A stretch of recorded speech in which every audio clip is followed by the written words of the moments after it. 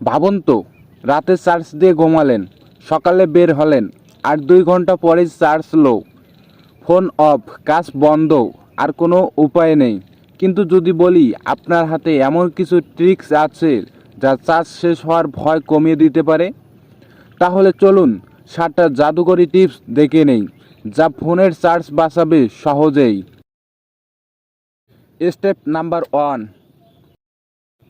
অনেকেই জানেন না ফোনের চার্জ শেষ হওয়ার পিছনে ছোট ছোট কিছু ভুল অভ্যাস দায়ী।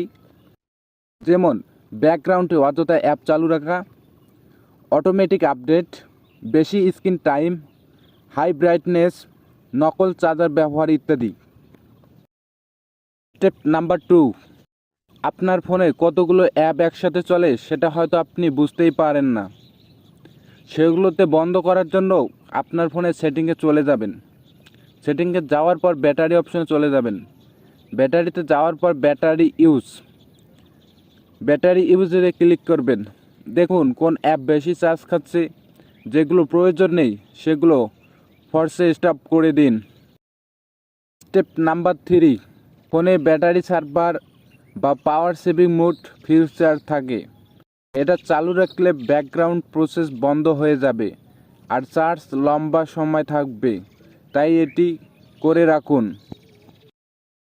Step number 4। অনেকে ফোনের স্ক্রিন সবসময় ভুল ব্রাইট রাখে, এতে চার্জ 30% বেশি যায়। অটো ব্রাইটনেস অন করে রাখুন বা হাতে কমিয়ে নিন।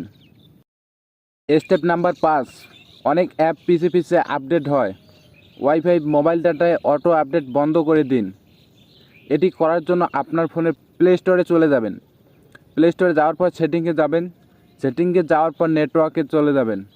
নেটওয়ার্কে যাওয়ার পর পারফরমেন্সে চলে যাবেন। পারফরমেন্সে যাওয়ার পর অটো আপডেট অ্যাপস, এখানে ক্লিক করবেন। ক্লিক করার পর don't auto update apps select করে রাখুন। এতে রাখলে আপনার অটোমেটিক আপডেট হওয়া বন্ধ হবে। Step number 6। GPS, Bluetooth, hotspot এগুলো প্রয়োজন ছাড়া চালু রাখবেন না। এগুলো ব্যাটারি শোষণ করে দ্রুত। প্রয়োজনে চালু করুন, দরকার শেষ হলে বন্ধ করুন। Step number 7। নকল চার্জার ফোনের ব্যাটারির সবচেয়ে বড় শত্রু। তাই অরিজিনাল বা ভালো ব্র্যান্ডের চার্জার ব্যবহার করুন। ফাস্ট চার্জার সাপোর্ট থাকলে সেটাই ব্যবহার করুন। এই 7টি কাজ রেগুলার করলে ফোনের চার্জ অত্যন্ত 50% বেশি থাকবে। আপনার বন্ধুরাও যদি চার্জ সমস্যা পড়ে তাদের সাথে ভিডিওটি শেয়ার করুন। ভিডিওটি ভালো লাগলে